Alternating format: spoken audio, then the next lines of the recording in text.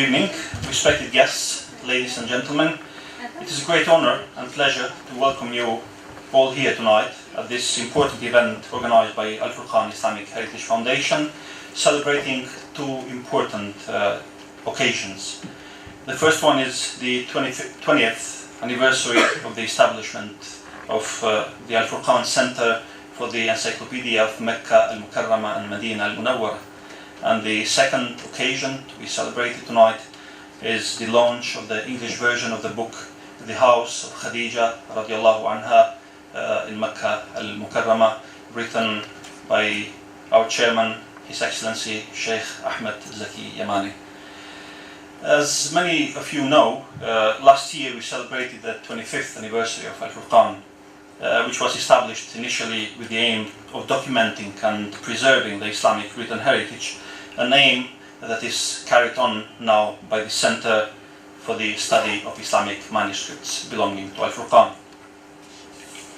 Tonight we are celebrating the 20th anniversary of the Center for the Encyclopedia of Makkah and Medina, and next year hopefully we will be celebrating the 10th anniversary of the Center for the Study of the Philosophy of Islamic Law. So three interesting, important celebrations really for us came all one after another. These are three centers actually: the Center for the Study of Islamic Manuscripts, the Center for the Encyclopedia of Makkah and Medina, and the Center for the Study of the Philosophy of Islamic Law. There are three centers belonging to Al-Furqan, and these are the three main areas of study on which Al-Furqan focuses its work and activities. In addition to shedding light on this journey of Al-Furqan throughout the 26 years now, I would like to kindly invite you to watch a short presentation documentary about Al-Furqan and its journey throughout the last 2.5 decades. So I hope you'll enjoy it.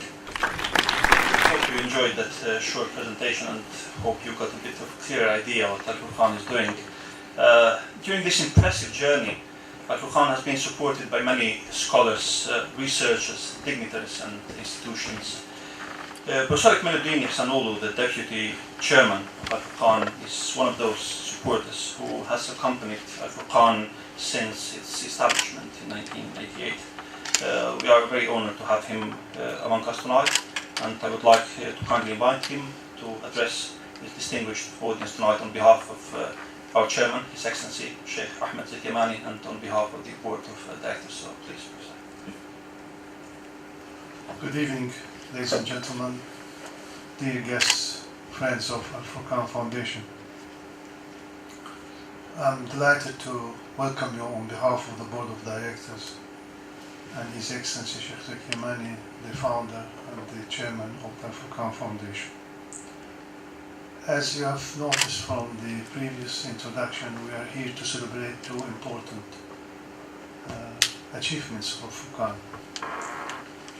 And achievements which has witnessed the dedication and devotion of the founder, and also the great amount of systematic work, scholarly endeavor which has been invested in this 25 years. We are here to celebrate the 20th anniversary of the establishment of the Encyclopaedia of Makkah al-Blessed and Medina the Illuminate, and the launching of an opus magnum on the House of the Khadeejah.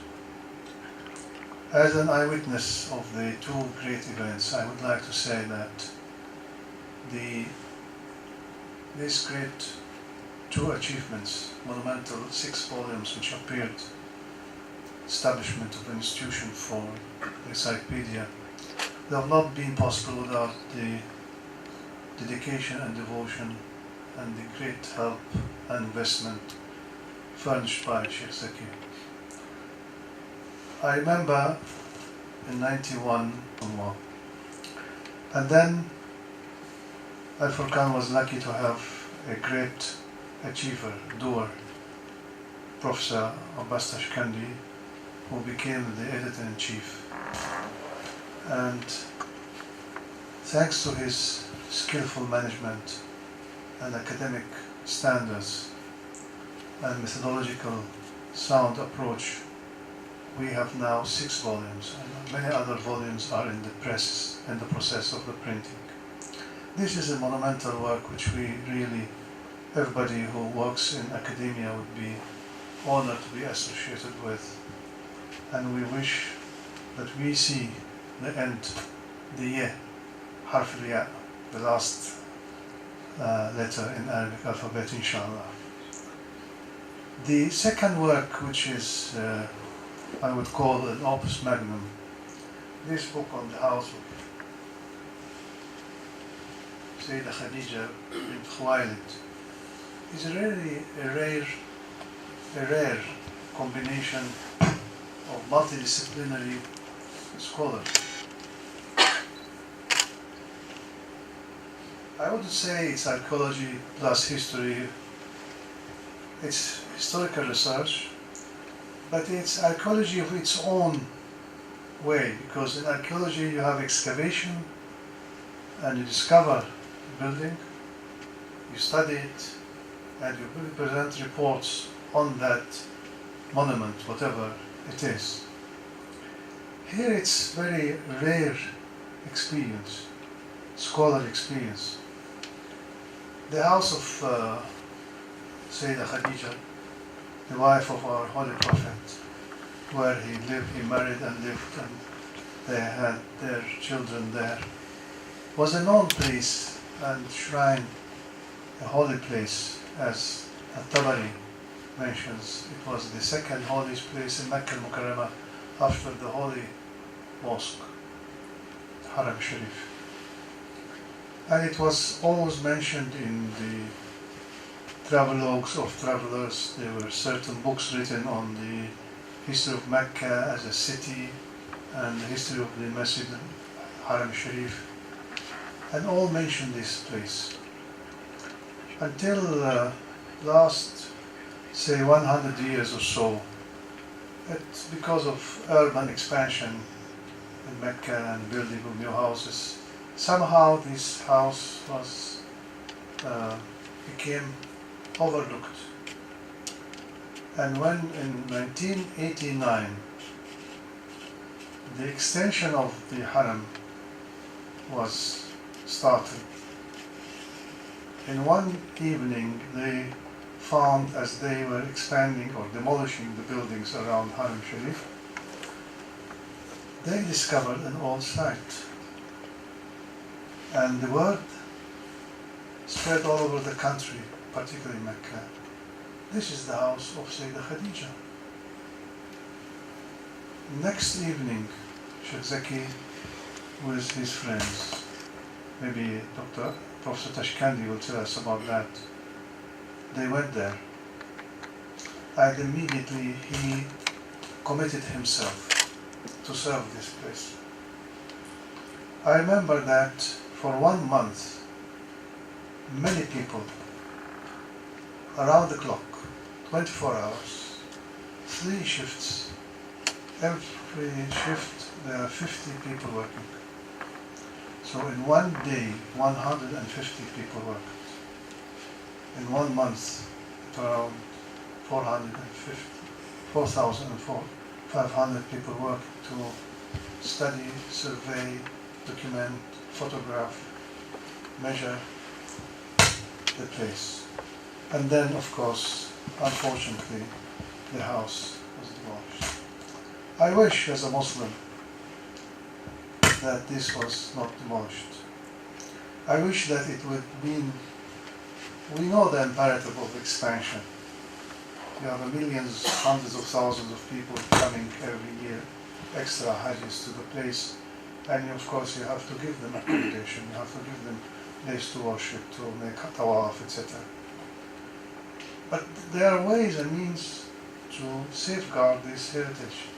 They could have been shifted to other place, far away, and kept there. We all remember how many historical sites, architectural monuments, because of the imperatives of urbanization, of expansion of modern cities, were removed from their places. A great example of this is Abu Simbel Temple, which is a huge temple which was removed from the course of Nile to other place because of the building of Aswan Barrage or Aswan High Dam.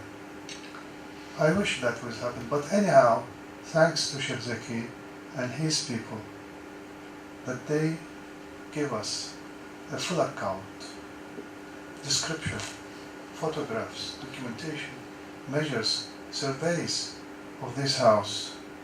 And when I looked to the English edition, I found that there is a great scholarship here, association, a combination of historical survey of all accounts about this holy place or holy shrine, as it is appears in all these references on the history of Mecca, and the description of travelers who traveled to the place.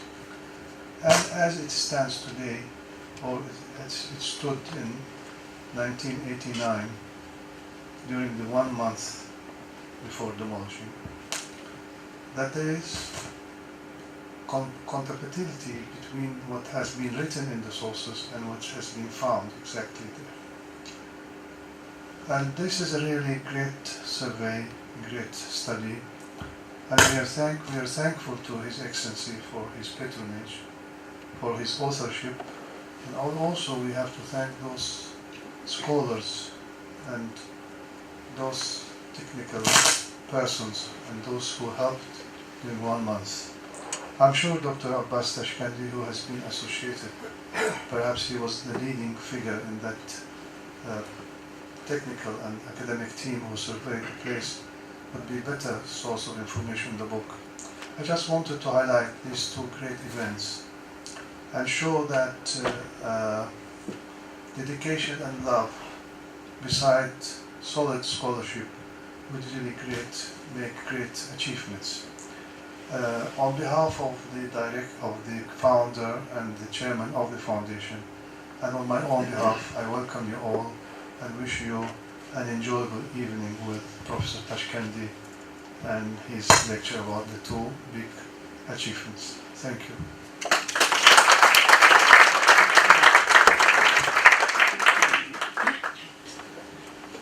Thank you, Professor, for your words and for being with us tonight. As mentioned a few times now, the idea of the Center for the Encyclopedia and the Encyclopedia itself as a flagship, one of the flagship projects of the Center, has been a living dream of His Excellency.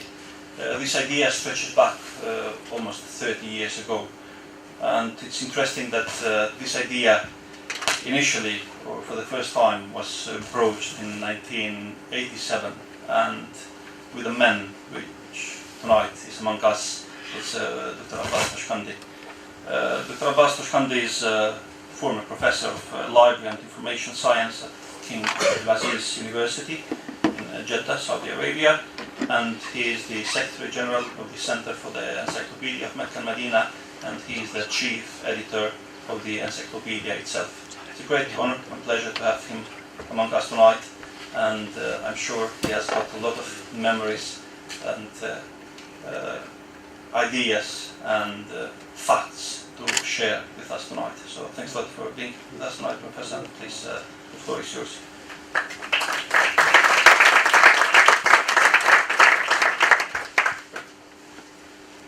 Assalamu alaikum wa rahmatullah. I am honored to be with you tonight, talking about two things. Professor Ahmadini didn't leave anything for me to talk about the book. Anyhow,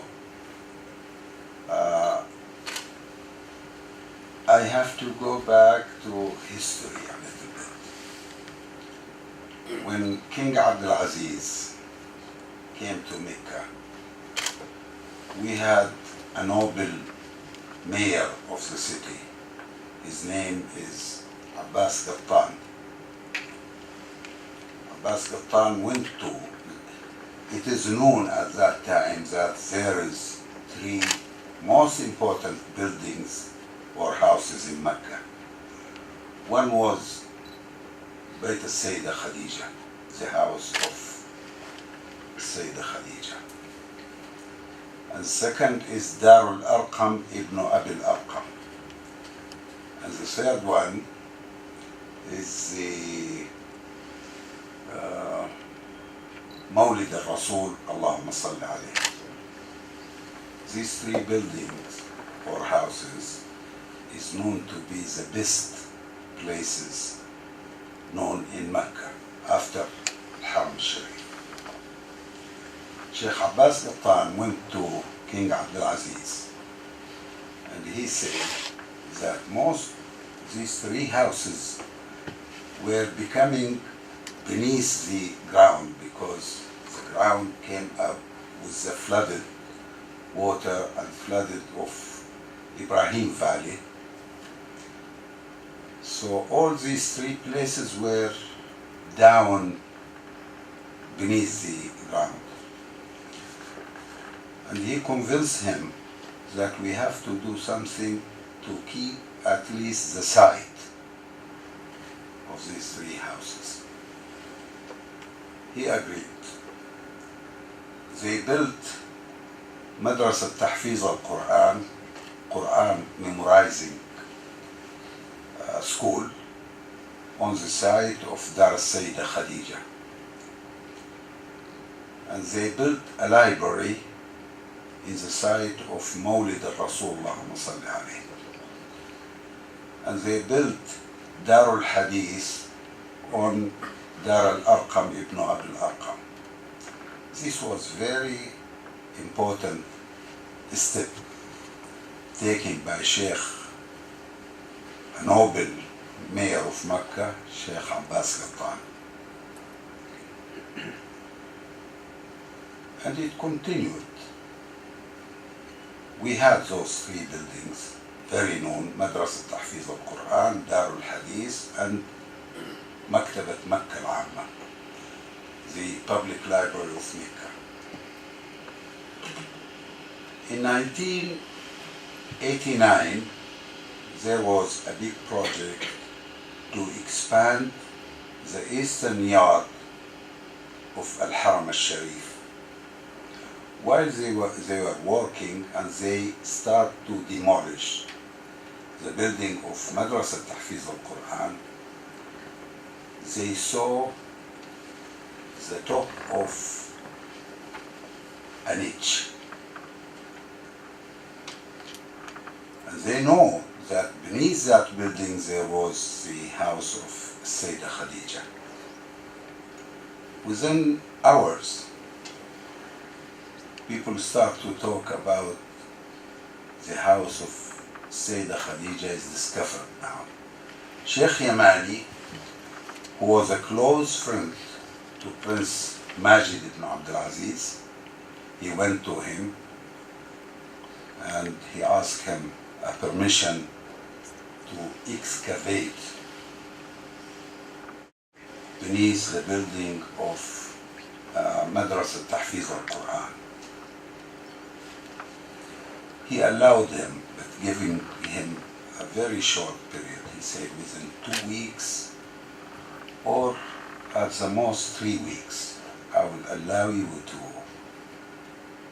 dig in the ground and take all what you want of pictures. And they started. 3 weeks wasn't enough, and he gave them 1 week more. And they start to dig, to close. At that time, they were looking for any map of the building, historical map. There was nothing in the literature except a building structure map made by al-Batanuni. Depending on that structure plan, they start to dig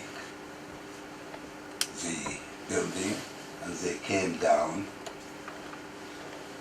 and they considered the structure plan of al-Batanuni as the only existing tool to help them in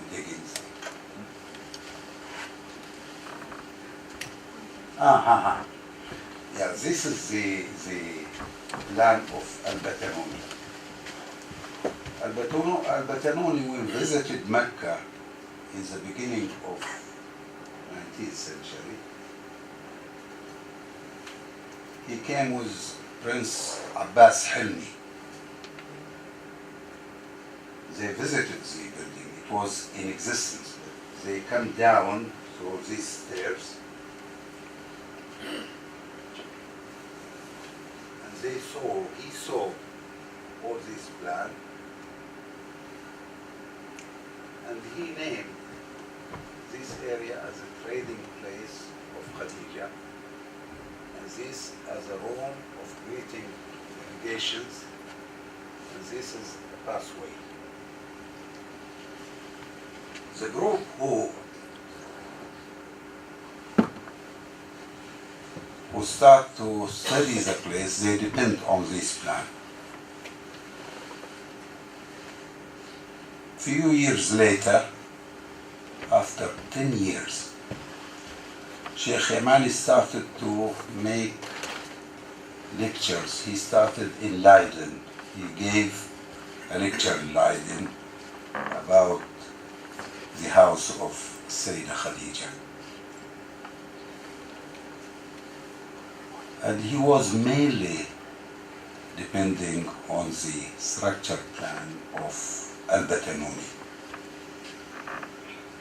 Again, 2 years later, he gave a lecture on Swas here in London.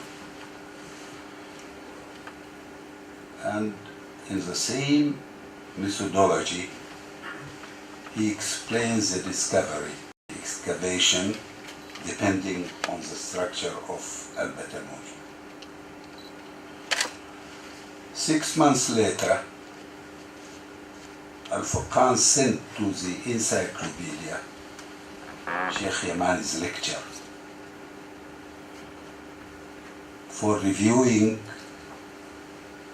the whole lecture with the team of experts in the Encyclopedia. They weren't happy with the lecture because it was depending on wrong explanation of the divisions of the house. Al-Batanuni he didn't write his description of the house according to historical or just as he saw the place. He named some rooms in different way than the truth, the right things. The team of experts in the Encyclopedia, they recommended Sheikh Yamani to handle a detailed study throughout history for the existence of this house. They suggested that historical material from the time of Al-Azraqi, Al-Fakihi, until the time of Al-Fasi should be studied very carefully for the descriptive part of the theme. And they suggested also to go back to books of travels, starting from Ibn Jubair, Ibn Battuta, and all others from East and West. And then the Encyclopedia started to collect material to support Sheikh Yamani with data. And he started to write his book, which came in, as we saw, which came in 5 chapters. Chapter 1 was covering the historical data given by الأزرقي، الفاكهي، ابن الصباغ، الفاسي، الإسفرايني، الطبري، ابن فهد. And to see the development of the house throughout history from 5th century, 6th century, 7 until recently, until the travel of Ibn Rathar. He's the last person to see the house and describe it. By these travel descriptions, we could know what happened throughout history for this exact building, what has been added to the building.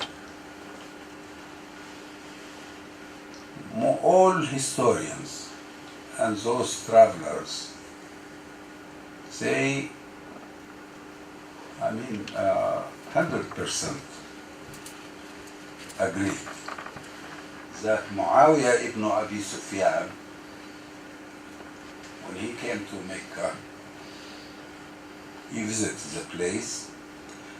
His father's house, where is the corner. So he took his father's house and he bought, number 4, he bought the surrounding houses and he built a mosque consisting of 2 sections, al-Ruwaq al-Awwal, then the yard, courtyard, al-Ruwaq al-Thani. Al-Ruwaq al-Awwal, here. This is the house, and here there was al-Ruwaq al-Thani, this area.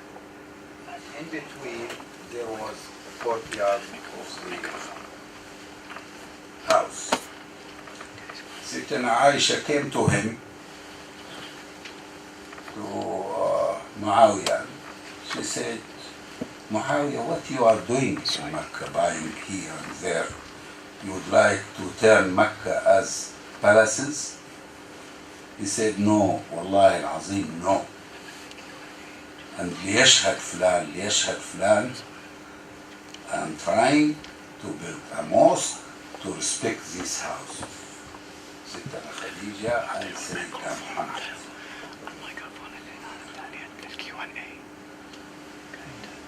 This is the exact picture continued until the 14th century.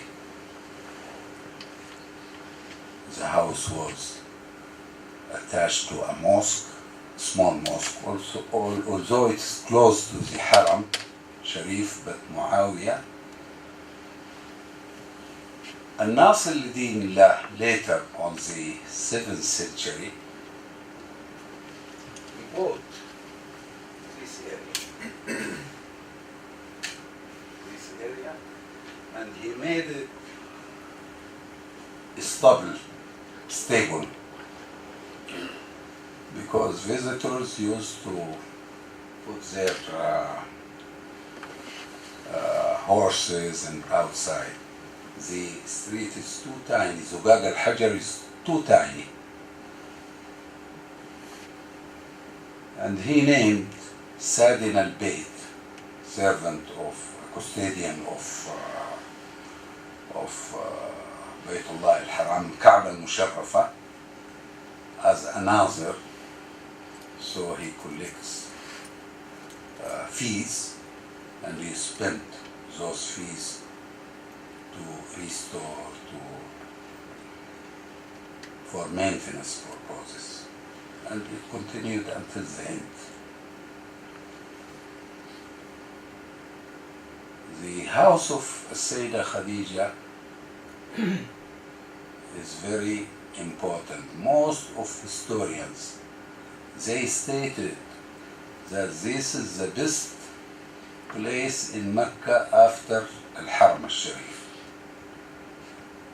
And it continued that way throughout history for 14th century. Some people they say, why not a trading hall? Sayyidah Khadijah, radiallahu anha, she practiced trading in her own house. She owned two houses. One was in the south of Al-Kaaba, in Sikkat al-Hizamiyah,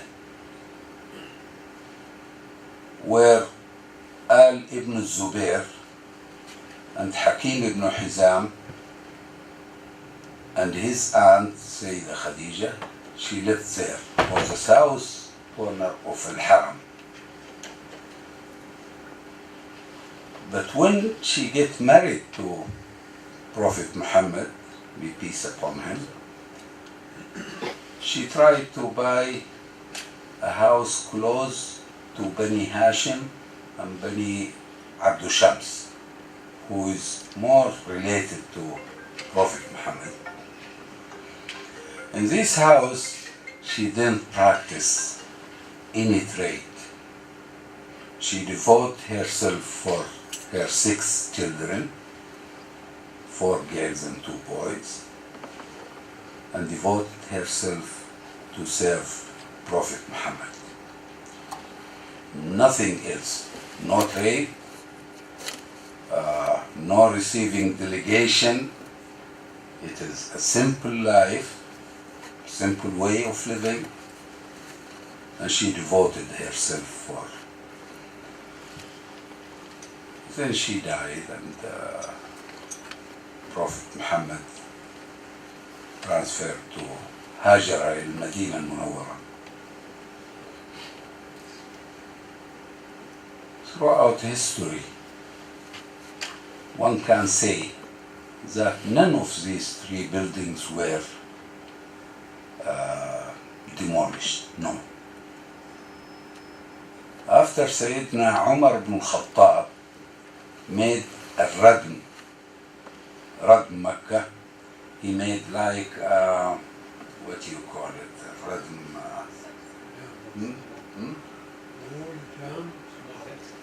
like a dam. For Wadi Ibrahim Valley brings all muds through a tiny area. It continues from Zugag al-Hajar until enters Al-Haram al-Sharif, then it goes to Jiyad al-Misfala till it comes. So a lot of mud used to come every year, every 2 years, every 6 months. And most of the houses and places in the way of that valley, they become beneath the ground. So nobody demolished or no, it was behind. Even at the time of Al-Batanuni, they used to come down through 14 steps. When Abdulaziz came, the building remained as it is. No. It was there. And what proves this assumption, that when they excavate and they dig the ground, everything was as it is. Walls and niches, pathways, rooms were exactly in its place. This has happened with Al-Mawlid al-Sharif, this happened with Dar Sayyidah Khadijah, and with Dar al-Arqam ibn al-Arqam, the most important 2 places or houses in Makkah. So,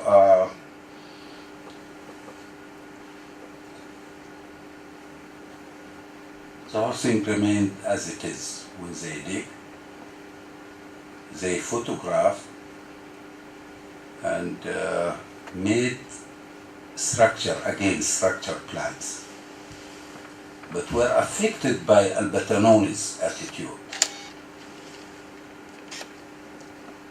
So later on, Sheikh Yamani, in his wonderful work and good job, he studied all historical statements, all description given by travels to Mecca, and wrote his important book, Dar al-Sayyidah Khadijah.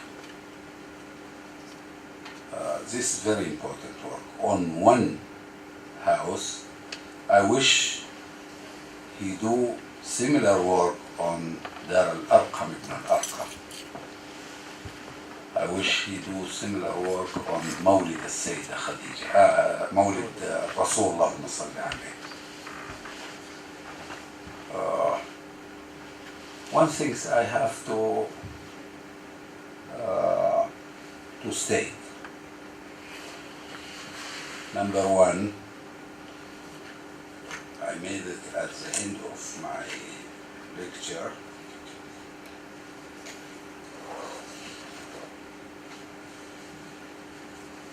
I have to read it. There were some claims that the public toilets were built in the site of Khadijah's house. This is wrong, completely wrong. Because I was one of them among we sat with Bin Laden and we saw the area. The toilets were built away from this house.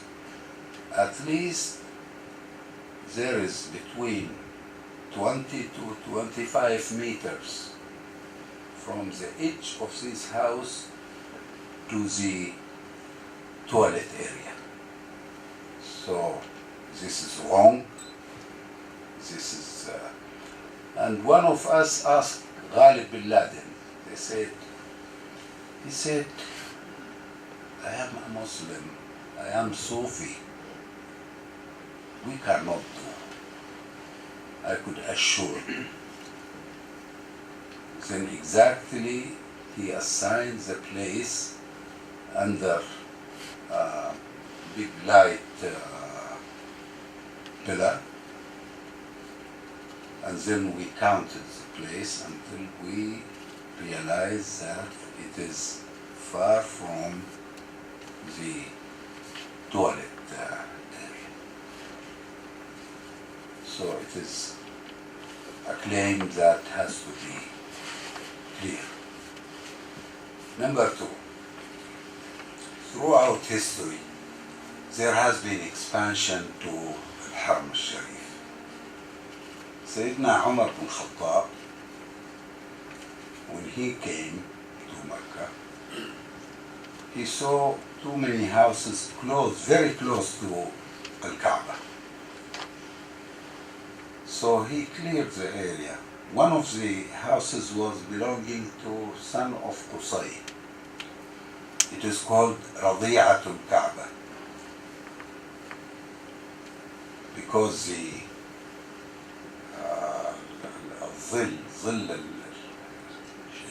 shadow of sun sometimes covers the Kaaba, sometimes the shadow of Kaaba covers that house. So he asked the owner, he said, this is, making obstacles for people who are making tawaf. Either we buy it from you or you donate for mataf. They donated. It was a historical building, very important building. Dar al-Nadwa was removed. All houses of Al ibn Zubair, all houses of Banu Abdu Shams, Banu Asad ibn Abdul Uzza were removed for the benefit of expanding the surrounding of Al-Kaaba. Then we had Al-Mansur. Al-Mansur, when have his project to expand Al-Haram al-Sharif, he removed many buildings. At the time of Al-Mahdi, same.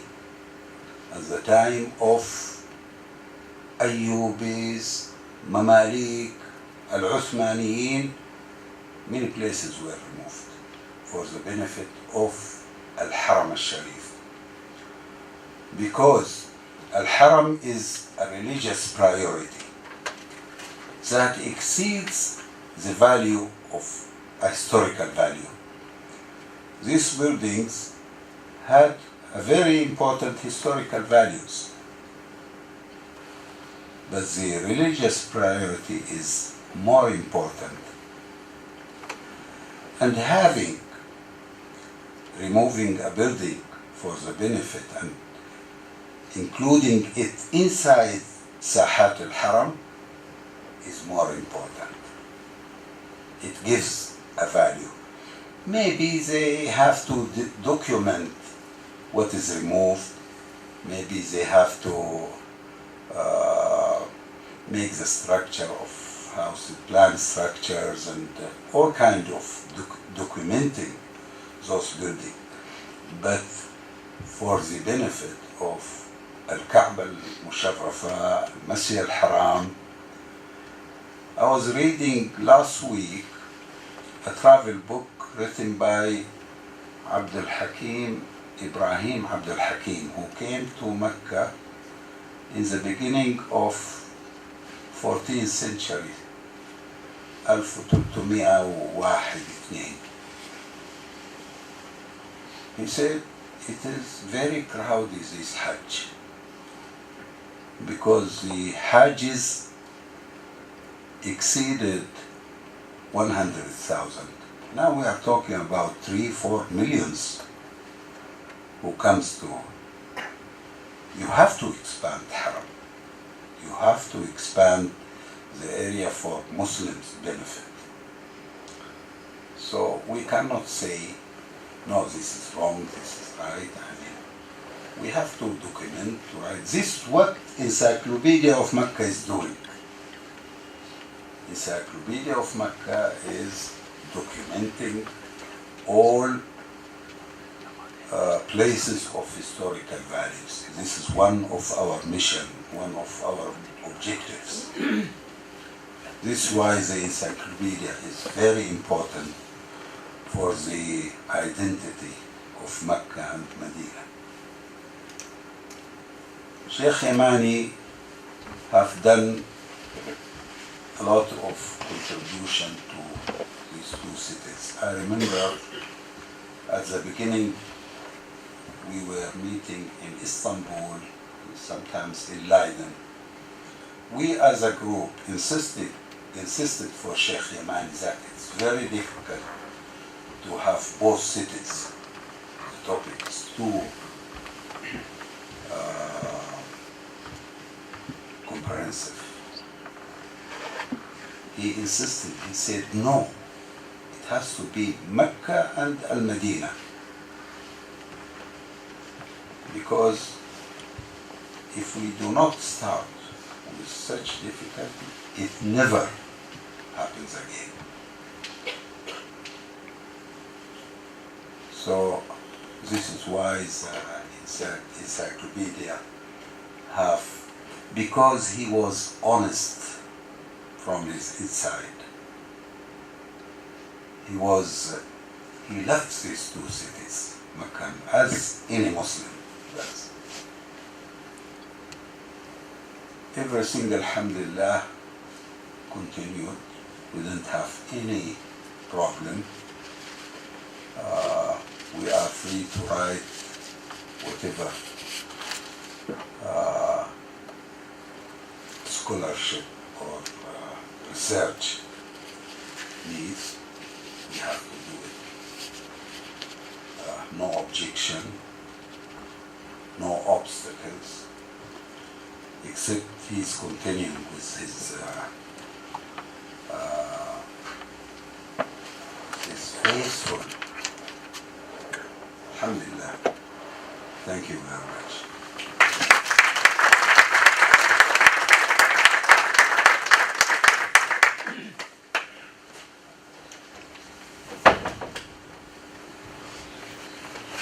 Thanks a lot to Professor Abbas on behalf of all of you for his very insightful, interesting lecture. This brief journey on two major projects undertaken by Al-Furqan and especially His Excellency Sheikh Ahmed Yamani, the Center, Encyclopedia Center, the Encyclopedia itself as a flagship project, and the House of Khadeejah, radiallahu anha, may God be pleased with her, with both parts of this project, because I have to mention, probably should have mentioned from the beginning, that this project initially started as an excavation project, as an uncovering project in 1989, as Dr. Abbas mentioned the details and Professor Isanolo before, and it became a book. It was a crowning glory, really, of this project, of the uncovering of the House of Khadeejah. A book was published last year in its Arabic version, and we are delighted tonight to present it into its English version. So thank you very much, Professor Abbas, for your interesting lecture. I would like also on this occasion really to wish the Centre and himself a lot of new successes in the future. The Encyclopedia is continuing. The 6th volume is already published, and the 7th it's on the print. So that's a great news. And well, I don't want to manipulate with numbers and probably predict, but we hope that as the encyclopedia is progressing, it is supposed with this tempo and this dynamic to reach probably almost 30 volumes. So having an encyclopedia of 30 volumes about 2 cities, that's a major achievement. So let's hope that that dream comes true soon, inshallah. So many successes, many thanks to Dr. Abbas for all his tremendous efforts put into the center, the encyclopedia, and so many other publications, really. As you saw, the Encyclopedia Center published so far more than 13, 14 titles in more than 20 volumes, and a lot of work is expected to come soon out. To continue the debate part and the discussion part of this evening, I'm sure that many of you, the topic is such as Beit Khadijah, which again I hope that such project will be continuing with the 3 other houses. Dr. Abbas mentioned 2 of them, so Darul Arqam, Darul Nadwa, and Beit al-Mawlid.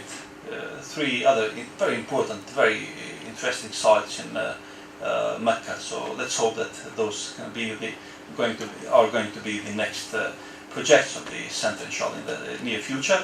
But many of you have continued, they have followed many discussions raised recently by the media. There were a few articles published recently in The Independent, in the Times as well, the New York Times, about different sites in Mecca, whether they are destroyed and so on. And I'm sure that many of you has got a lot of questions, and I think that the right person is among us tonight to answer to those concerns about whether such sites are being destroyed, are being preserved, what is needed to be preserved, and so on. So please feel free to ask or probably add something to the discussion that we had already so far. Whoever would like to ask, if you kindly just introduce yourself in the beginning. I apologize if I don't keep the word all the time, but I saw Dr. Irfan initially, then... Assalamu alaikum. Assalamu alaikum. Dr. Tashkandy, I'm of course concerned of what is left in Mecca and Madinah al-Munawwarah. Having lived in the cities, I've seen vast changes. Of course there is a need of expansion, no one denies that, but expansion of cultural demolition, destruction of holy sites, for example, Biratua, it lays around the rubble. My question is that at Geneva at the UNESCO conference, I addressed them that why can't we have the historical sites preserved in Saudi Arabia? Of course, they have the Darriya, the fort of King Abdulaziz, Madinah Saleh, and old Jeddah houses. But we don't have anything which guarantees under UNESCO to protect Bayt al-Mawlid, or perhaps to go back to Bayt al-Khadeejah and put a plaque there to say this was Bayt al-Khadeejah, Bayt Abu Bakr, Bayt Hamza, and so forth. That's all. Jazakallah. I'm glad you mentioned Bir Tuwa. Bir Tuwa, now some scholars from Makkah, from Jama'at al-Mukarramah, who is Makki, they discovered that Bir Tuwa is, something came late at the time of Ottoman Empire. Before that, there is no proof that Prophet Muhammad, Allahumma salli alayhi, came to Bir Tuwa and no. So there is a lot of places that is not proven by history. No. But believe me, now it is much more better, and it is not a government attitude against, no. This is some of mashayikh who is against, and the government is more,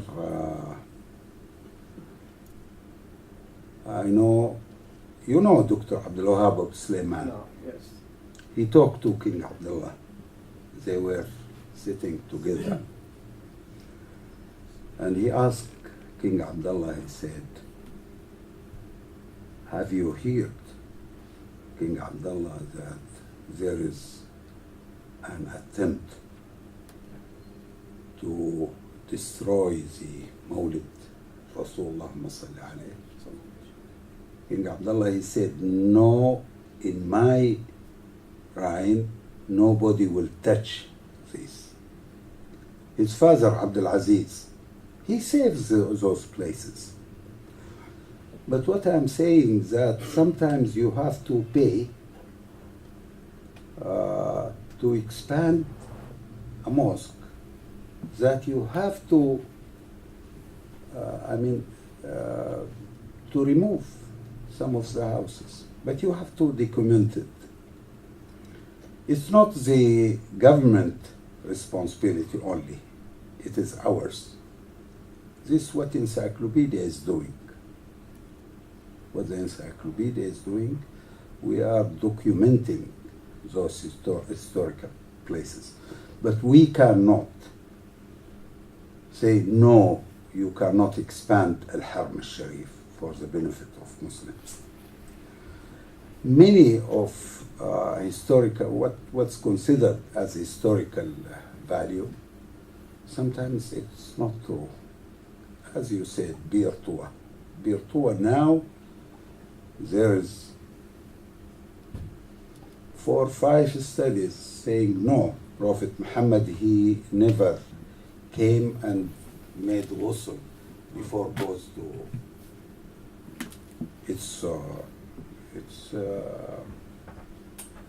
it was vague, but now, some research says, no, there is no Bir Tuwa. They, even the place of Bir Tuwa is not known exactly. Although the government, Hayat al-Siyaha, now they are rebuilding but it's not true. It's not true. Thank you. My name is Mustafa Siddiqui. The fact that until 1908, people knew where the House of Khadeejah was and actually were able to visit it. And then between 1908 and today, magically people forgot that it was there, and certainly lost the ability to access it. to me points to a difference in philosophy of the government since then and the 1400 years of governments that preceded that. And so when you say that there are certain imperatives that expansion is imperative and therefore you have to make way, sometimes you have to get rid of the historical sites. To me it seems irresponsible, and this is where the debate comes into it, it seems irresponsible to leave those decisions to a government that has that philosophically doesn't value those sites in the same way that certainly prior governments had, and that certainly much of the Muslim population of the world does. And so I wonder if there's, I mean, you're probably aware of this, but are there movements, is there an initiative to actually create some kind of body that would have to sign off on those plans rather than leaving it to the discretion of a government or to the guarantee of a king who may not be there 10 years from now? And, you know, who knows what the next king, what his philosophy is. To me, it seems highly irresponsible to leave those decisions to be at the discretion of one individual or of a government that has a very particular philosophy that has been demonstrably on one end of the spectrum. I wonder what your comments are on that, or if you're able to comment on that. Yeah, I'm able to comment. It's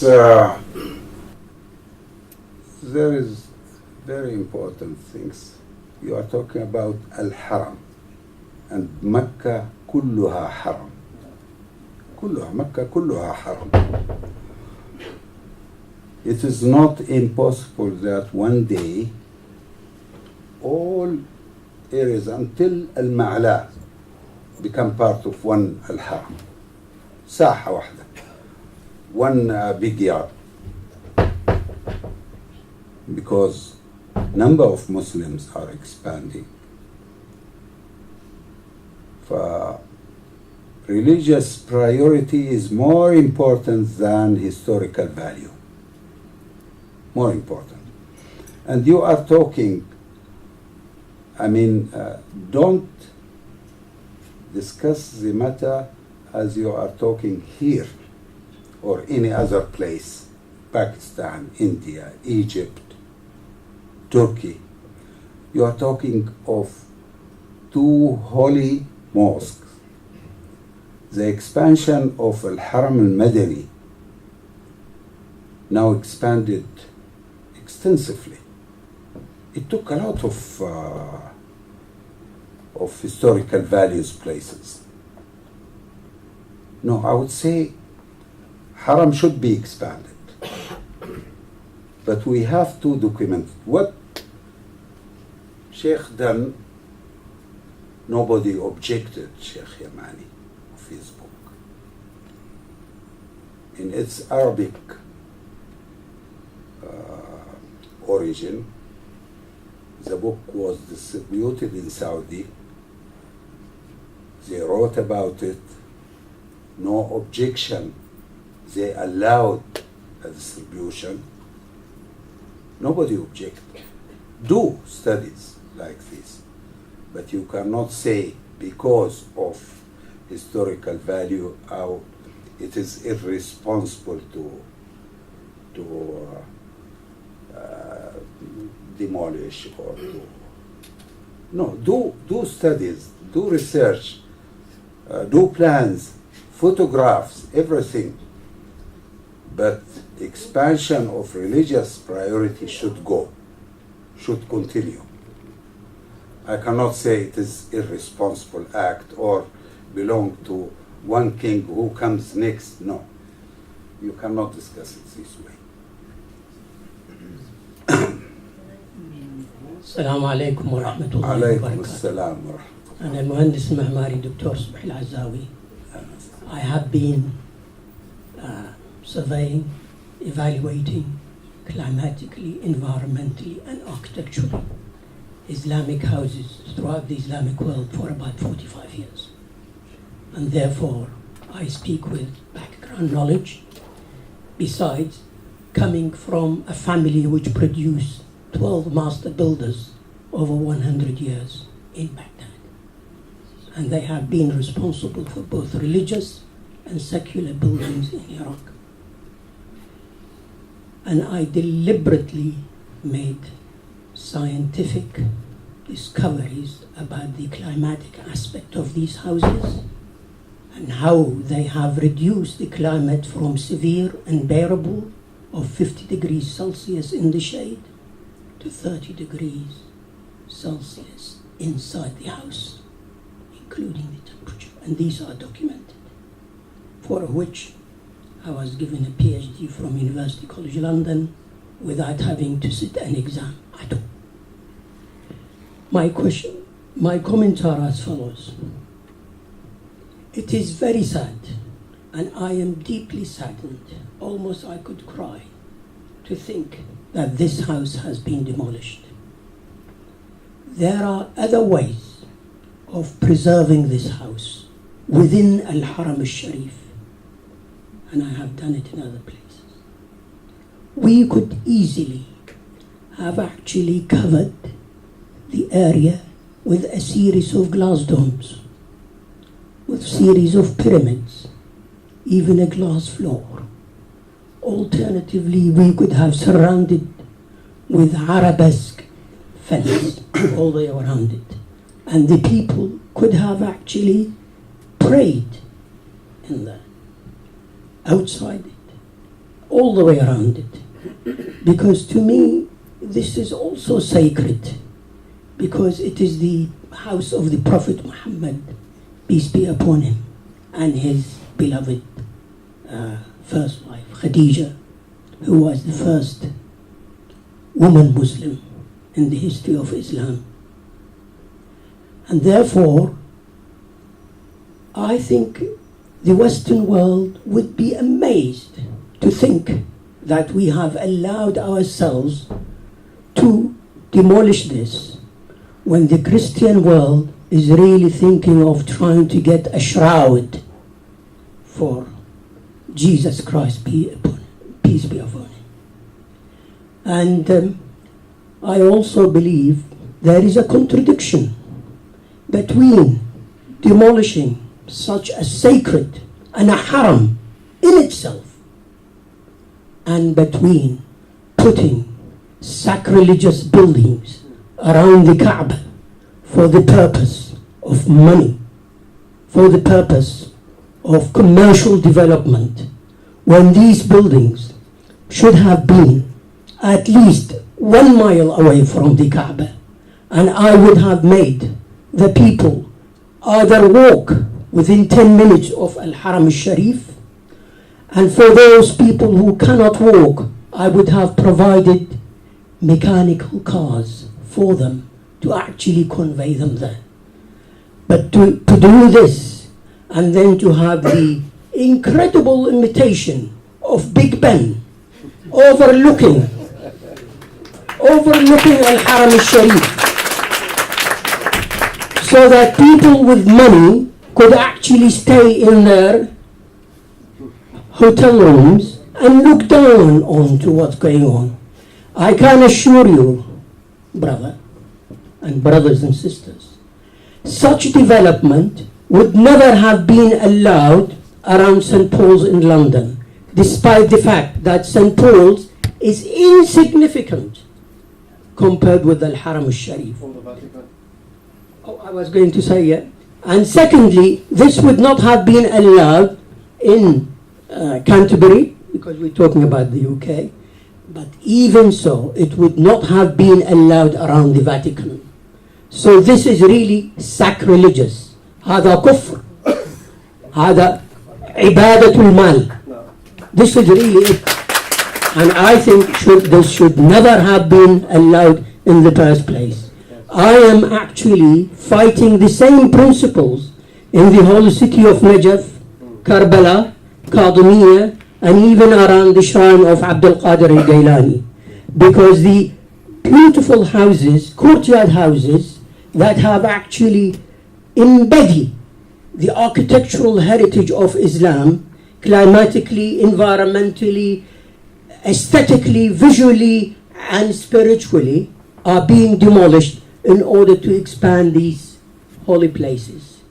You know, there is a way, and I've told them, and I even met As-Sistani himself and told him so, And he agreed with me. But what I am saying, they said, 4 million people. There is such a thing as traffic management. There is also a pedestrian traffic management. And that is what we should do. I could say more, but I don't want to be selfish. Wassalamu alaikum wa rahmatullahi wa barakatuh. Dr. Azzawi, I would like to, before you ask, Doctor, your work is being respected. I have read many of your, and you are a respected scholar. But I would like to tell you that nothing concerning Dar al-Sayyidah Khadijah, there is no proof that it is destroyed. If it is destroyed, we won't have a chance to excavate and see the building as it is. Number two, the government knows that Sheikh Yamani, after made all his excavation and took all plans and pictures and photographs and so on, they covered the whole building with a special sand, pure of salinity or impurities. And the government knows. Nobody came to him and he said, and they say, no, you have to demolish the whole things. It is there. The building is there. I want to be seen. No, let us be practical. Okay. Let me tell you one thing. We thought that beneath this building can be covered with a glass, so people would see. This is what you are saying. But in such a place, in Al-Haram al-Sharif, you been there? No, I haven't. No, sorry. Oh, sorry. I wish you be there at Hajj time. Inshallah. Millions of people who comes out of all doors of Al-Haram. Millions, you cannot, but these people, when they start to look at there will be a mass. People will walk on bodies. I've been to Hajj once, 20 years ago, or more than 20 years, at the place of Rajm al-Shaytan. I was with my sister. All people push us, and suddenly I don't know what happened, she fell down. And in minutes, no, not minutes, in seconds, people were on top of her body. Yeah. So if you have a lot of places putting in glass, people start to see and look, and they kill each other. This is very difficult. You are talking of Al-Haram, not Buckingham Palace or England. I know in England nobody could touch a building that 200 years old, or 300 years, or 100 years. You cannot touch, but this is in England. It's not in that tiny place of Al-Haram yards and surrounding areas. Concerning those buildings, or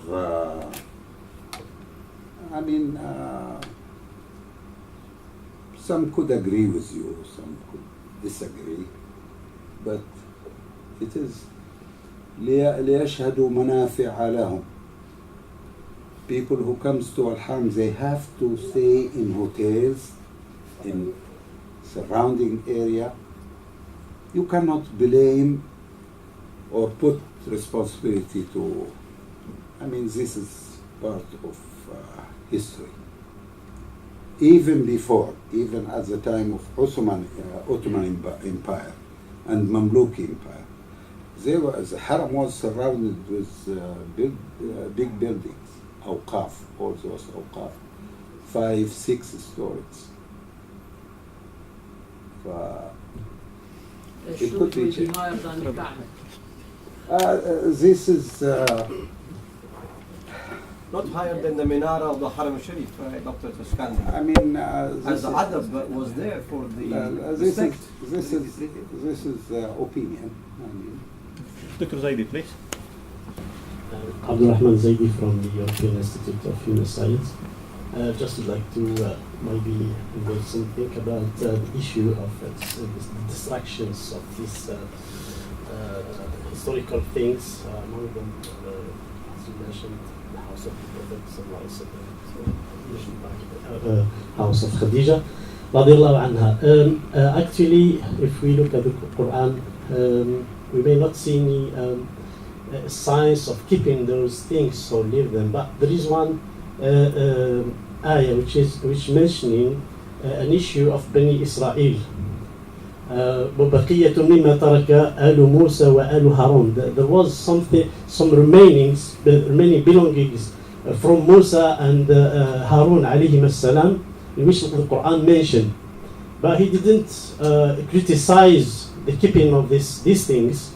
As we know in the history, the issue of antiques known as baskets of Musa alayhi salam, Moses' basket. So from the issue of Quran, we can't see any evidence against or with, but something silent. From the history of the Prophet ﷺ himself, we know that when they gave the pledge under the tree at the Hudaybiyah, the Sahaba radiallahu anhum, they destroyed some of those trees just to let people not to worship those trees. And this might be the opinion which picked up by the scholars of Saudi Arabia, because these respected things might be worshipped later on, and that's why maybe this is the main reason why they destroy these things. But if we look at this, among the scholars, Imam Malik radiallahu anh, a great scholar, the Maliki scholar, as one of my shuyukh mentioned to me, he said that Imam Malik used to wipe with his hand the pupil of the Prophet alayhi salatu wasalam as kind of respect, but he never told them to destroy it because of the issue of ibadah. However, I can see it's pure corruption, as I can see, and in the same time it's not a pure interest. But I think there are more than one way to keep those things, because as our brother mentioned, the issue of cathedral and stuff, there are many ways to keep those things in this time where everything is in the hand of the human being. Wow, Dr. Maktoum. My name is Ahmed Maktoum, and I am the director of Muslim World League in London here. Of course, I'm honored to be one of the people who were born in Makkah al-Mukarramah. I took all my education in Makkah, alhamdulillah, but I'm here in London since 2009. But to elaborate about the subject of Hajj, since I was a child, my mother told me that when she was pregnant with me, she made Hajj. And maybe more than 35 times I went to Hajj. And I was surfing at that year, if you remember, some of the misguided Muslims came and bombed one of the tunnels of Mina. Alhamdulillah, I was in the middle of that tunnel, but escaped with some people. Allah subhanahu wa ta'ala gave me the life. You cannot imagine how kind of people will go at that time, at the same day, with all these numbers to see the same place. I was in some, what they call مؤسسة حجاج, or the establishment of guiding al-Hajj. And my family مطوف for the Java or people from Indonesia. But the kind of enthusiasm of the people when they came to Hajj and just wish to die there. The kind of people that mostly over 50 or after 60s.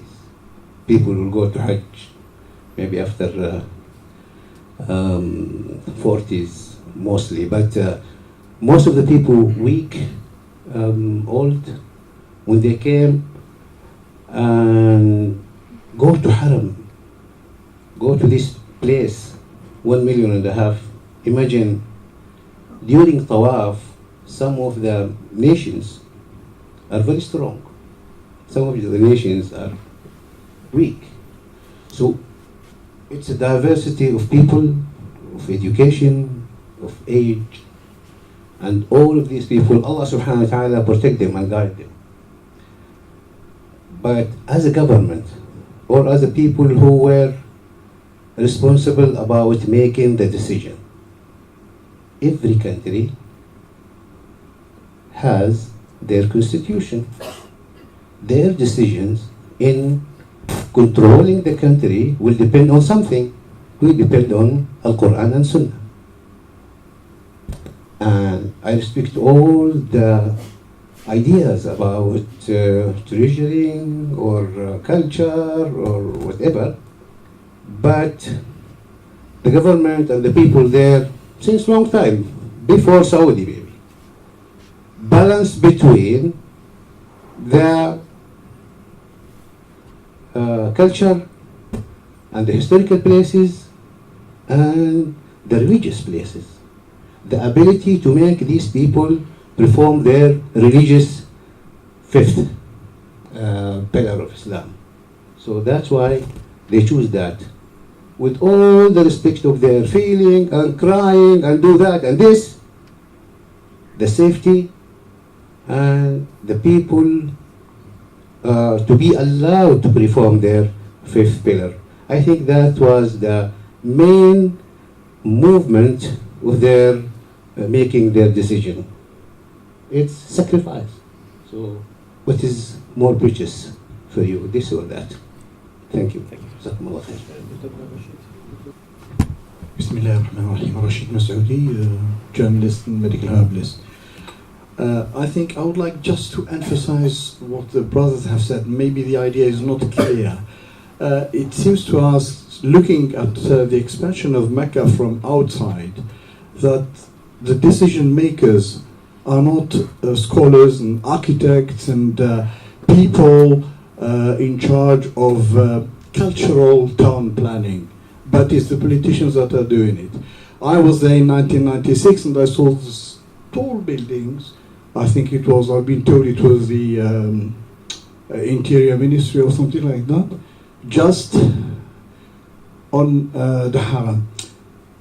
How can we see that these things would be removed to make exactly what you said, to expand this religious sacred place of the Muslims? It seems to us, looking at it from outside, is that money making is taking over the religious sphere. Just to tell you something about the clock or the buildings, it's trust, it's what that spend on the Al-Haram. It's not for anybody to take it and put it in his pocket. It's not for King Abdullah or whatever king it is. It's in the own place, It's the trust of serving Al-Haram. But that trust is for Zamzam, transportation of Zamzam, the electricity and the rugs. So do they really need that? They have enough money to be able to support that. Now, there's no what about 10 years after? What about 20 years after? Thank you. Can we take the next question, please? Mr. Sharaf, please. So my name is Sharaf Yamani. I sit on the board of directors in the foundation, and clearly this is a very contentious matter. And tonight is not necessarily the night where we can debate the architectural beauty of the clock in Mecca, or debate whether the the Saha was architecturally the right thing to do or not. Really, today we're celebrating the work of the book on latest Sayyidah Khadeejah, and I think what everyone is mentioning here is extremely important, and there are many avenues and people to question with regards to that. We are, as a foundation, not sitting here defending any of the work. What has happened has happened. And what we're trying to do is preserve elements of history, sites, books, and the work done today, or what we're launching today, has really documented a beautiful house. Maybe my question here today, in terms of Sayyidah Khadeejah, I mean, we mentioned the house, we see it in front of us, but this is a lady who was a leader before marrying the Prophet Muhammad. She was a philanthropist, she was a trader, she was a real estate developer. She owned a few houses in Mecca, and at the same time she saw in the Prophet something that nobody has at an early stage before a Risala. This is what we're celebrating. The relationship, the love story between the Prophet Muhammad sallallahu alayhi wasallam and Sayyidah Khadeejah bint Khuwaylid, the sacrifices, and the symbol of this house is that sacrifice. So maybe Dr. Abbas, not to take away from the importance of everyone's question, but as we see the house in front of us, can you take us through each room and give us an idea of what was where and what was used for what? Because as a conventional house, it's not necessarily a house we see here in London. So I'll let you take that opportunity, please. Excellent. Okay, yeah. Can you imagine that this tiny room, this is 1 meter by a meter and 89 centimeter.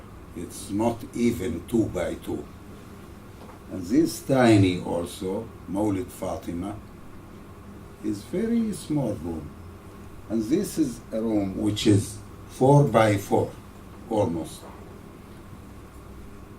Housed Prophet Muhammad, Sayyidah Khadeejah, Allahumma salli alayha, Sayyidah Khadeejah radiyallahu anha, and 4 daughters and 2 sons. Is this tiny room.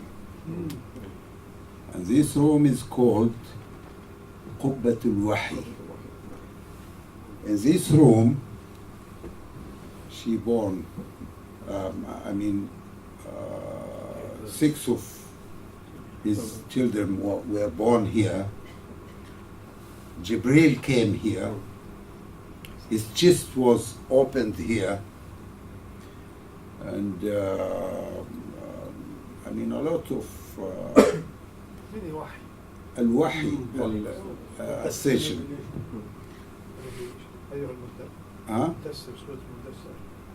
ايوه هنا نزلت. Yeah. For a lot of events were in this tiny room. This is the main room, which have Khadijah, Prophet Muhammad, and the 6 children. This is small, tiny also. Its origin is not more than 1.5 meters by 1.5 meters. The origin, then expanded later.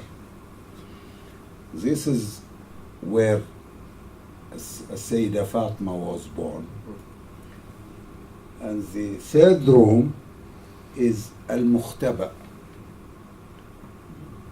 Al-Mukhtaba, what's the meaning of al-Mukhtaba? this was covered, and this was open to the sky, and this was covered also.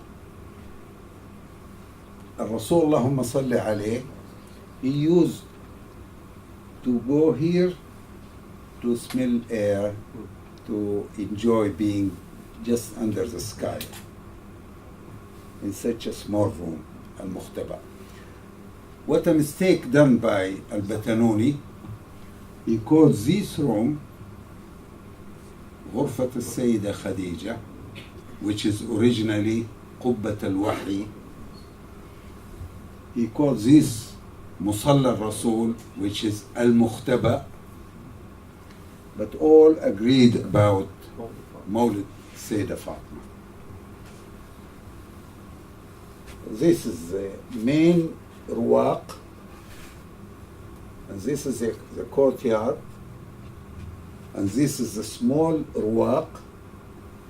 Who enters from, who wants to visit, he comes through stairs, 14 stairs, enters the house, then pass through the second ruwaq, visit here with the second room and third room. This is the house. But for Mukhtaba, Mukhtaba literally means the place to hide. أي المختبأ. So why it's called Mukhtaba? المختبأ لأنه كان يختبئ, hiding from Abu Lahab, Abu Jahl. The same house. Yeah, but they come through here and they throw stones and dates, and فهنا كان يختبئ. فلذلك it is not true that there is food or مكان تجارة, no. But if it is open, ceiling is open, how to be the hiding place? لأنه اليارد of the house. Hey, the only place where you can see the sky. He had a canopy to protect him from the. لا كان في, yeah, there was a small stone about half meter by maybe 30 centimeter يختبئ تحتها عشان يتحاشى الحجارة. Dr. Abbas, can you briefly explain the mihrab? When Sallallahu Alaihi Wasallam used to pray there, here, would he pray to our guests? Would he pray facing the Kaaba or Jerusalem? لا هنا هو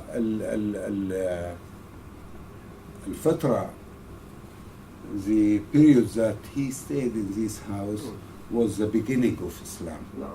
Yeah, beginning of Islam. Mihrab came later. يعني when مع إصلاحات المبنى, but there was no mihrab. Not in his time. Yeah. Not in his time. No, not in his time. Any other questions, but possibly related to the topic itself, please? We are really very moved to sit here and watch that room where the revelation came, يا أيها المدثر قم فأنذر وربك فكبر وثيابك فطهر والرجز فاهجر ولا تمنن تستكثر ولربك فاصبر. There, on that spot. So we are all very grateful to Sheikh Yamani for this really great work, a great achievement.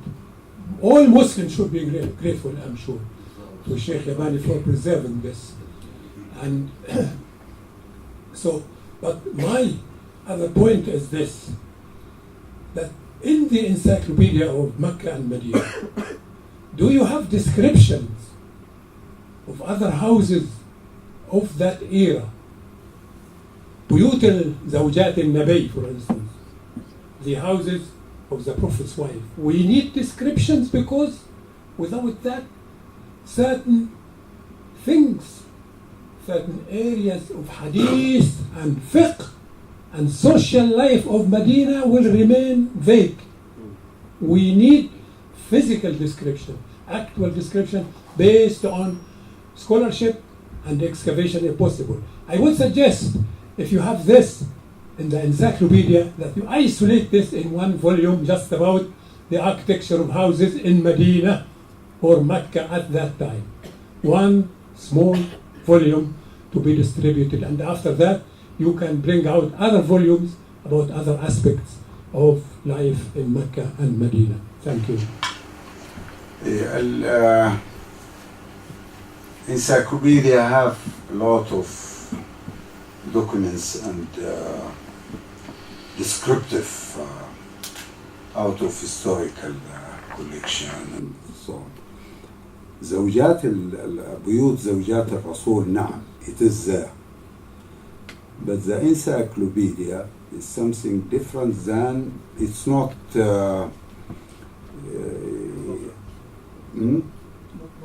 it's not monograms collecting subject and this comes as later on we could as our series of الأربطة في مكة البيوت كذا, لكن it is part of, if you see the encyclopedia, the interiors, you will discover how لو أخذنا أساطين المسيح النبوي, الأسطوانات. We wrote about the story of every Ustuana. When we wrote about Ahl al-Suffa, how they lived, where they lived, how they eat, how they drink, how they being consulted with the Prophet. And we have Medina period and Mecca period. We are covering the whole. Besides the encyclopedia, we have a series of studies written on different topics. We have 2 volumes on Al-Arbita from the period of early Islam until the recent period.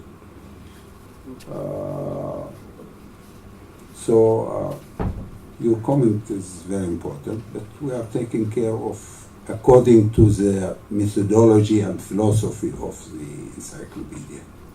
Thank you. Okay, thanks a lot, Professor Abbas. Any other question related to the topic itself?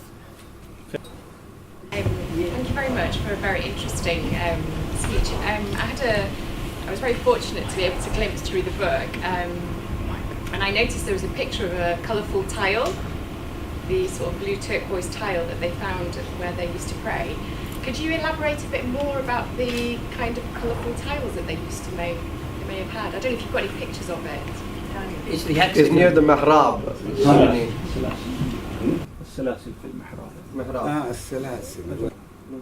We'll try to find the picture. It's not in the presentation, but there is something on the archive. It is documented in the book anyhow. Okay, I have to apologize. Okay, I could explain. Please. Yeah. Al-Fasi was very important historian of Makkah. He gave a detailed, Al-Fasi very respected.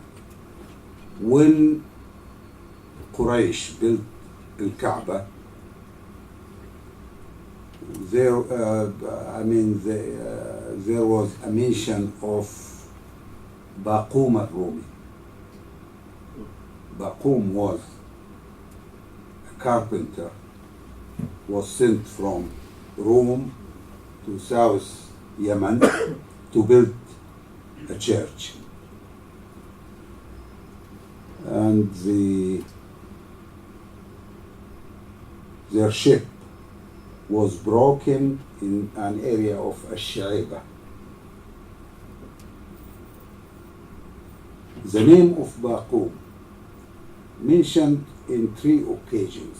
One of doing Mihrab al-Rasul in Medina, one of building Al-Kaaba, and third one in another. Same name, Baqum. But Al-Fasi, when he came to the story of Baqum, he didn't mention it because he is not convinced about what is written in historical books. And he felt that it is ustura, a legend. So he left it. Al-Fasi is very important. When he describes the building of Sayyidah Khadijah, he said in the front ruwaq there were 3 mihrabs. And the main mihrab have 2 chains. And we were, get lost. What does he meant with chains? Then we took the picture and tried to make it larger, and we find silsila, a chain. And he said each chain consists of 13 links. We counted, we found it 13 and 13, 26. He wrote this statement on 8th century. Yeah, this is فين yeah. تعال ارفع شوية. هنا هذه. It is exactly 13 from down to up. The chain continued from here until here. 13 circle here and 13 circle here. You cannot see it exactly, but we try to, here. Well, here. Here is the chain. Any meaning for the figure 13? Huh? Any explanation for architectural 13? 13 round. Okay, but any explanation why there are not 12 or 13? No. Here, maybe according to the height of the mihrab. To the height of mihrab. So he gave us very important description, and then he measured all elements of the house by ذراع الحديد. ذراع الحديد, we have الذراع النبوي and ذراع الحديد. ذراع الحديد is more accurate on the 8th century at the time of Al-Fasi. They came up with exact size of ذراع الحديد. They go to Haddad and make a ذراع that never differs from one ذراع to another one. It is exactly 52 centimeter and some millimeter. By giving us all measurement by ذراع الحديد, we could transfer to meter and centimeter. So we know exactly what is the size of each room, what is the size of, what is the difference between pillar to pillar. This was done at, this is one of the mihrab but not of the mosque. This is في غرفة المختبأ at Mamluki hiding room. In Mamluki time, they made a mihrab, but in Ottoman Empire time, so one of the sultans, he made some islahat in at the sujood place, he made all this engraved. It was with different stones, and there was some almas, diamonds. But this was not at the time of Prophet. This was done later. Okay, 1 or 2 more questions, please. Dr. Ayman, probably the last question. Sorry. Thank you. Just going back to the picture of the house that we saw before, just to highlight again that Professor Abbas showed the 3 rooms, but on top of that is the mosque, which was a later addition to the house. So that wasn't even included in the house. So the house of Sayyidah Khadijah was just kind of those 3 rooms. Right. And if we think that she was a wealthy woman in Mecca, then this was the size of her house, and this is the size of the house of the Prophet ﷺ lived in while they were married here. I had the fortune myself of doing some work on the book, and I'm very grateful that when I started I was quite ignorant of the existence of, or the discovery of the house itself, and it was through the book that I learned that. And as I began, I read the story about how Sheikh Yamani had gone and helped with putting the board around, and they'd undergone the excavation work during the period of a month. And when they got down to the foundations of the house, he'd gone there himself and had been blessed by being able to pray 2 rak'ahs inside the house itself. And I was thinking to myself, fantastic, I'll be able, maybe I could also, before working on the book, I'd have the honor of being able to go there and work and pray 2 rak'ahs myself. It was only after that I realized that actually the house had been covered over and kind of thing. And the rest of the time working on the book, I was between 2 feelings. One of the kind of the blessing of actually being able to do some work for this house and for the memory of this house, and the other one of kind of feeling the depression that, you know, what we had for 13 centuries or more, we no longer had, and is now kind of preserved under the ground and in the sand, as Professor Abbas had mentioned. But I think, and that's kind of maybe what we're feeling here, the 2 feelings that are kind of going back and forth between the audience. And I don't think necessarily that Professor Abbas should be put in a position of having to defend what others have done, and it's not really his fault. And what we're here to celebrate is the encyclopedia and the book itself, which has now come out. And I am personally very grateful to Al-Furqan for giving me the opportunity to work on the book, and for bringing this to the wider Muslim public and giving them some knowledge of it. I mean, I can say that you know, they funded me for my work on the book, but I would have happily have done it for free. So I feel like I cheated you somewhat by doing so. But thank you so much for the blessing of doing that, and I mean, being able to serve al-Mu'mineen, I considered it as if I was, you know, doing it for my own mother. So thank you very much. Is there a kitchen, a bathroom, or anything like that? Sitting room? Obviously, no. They must have cooked somewhere, and they must have washed somewhere. Are there any signs of الأول ما فيش حمامات برا في الخلاء. So outside. I think by this, I think we'll close tonight's lecture. I'd like to thank again on your behalf Professor Abbas for all these explanations and this impressive lecture. For being with us tonight. Wish you a lot of more successes in the future. I would like to thank you all for being with us tonight. I wouldn't like to forget at the very end to thank the whole people, all the teams actually. There have been quite a few teams working on the project initially, on the production of the book actually in its Arabic version, then the English version, the designers and the translator, Dr. Ayman, and there have been so many other people involved in this project. And on top of them, Dr. Abbas and first and foremost His Excellency Sheikh Ahmed Yamani.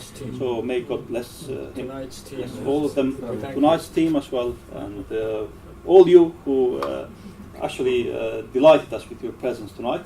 As a sign of appreciation, His Excellency, who actually wanted to be among us tonight, so due to some circumstances he couldn't be with us tonight. I mean, we wish him all the best health and many successes in the future. May God bless him. Would like to present, thank you, we would like to present to each of the participants a complimentary copy. So while you are leaving later on the premises, please feel free to take a copy of that. Thank you very much again for being with us tonight, and I look forward to seeing you in our future activities. Thank you very much.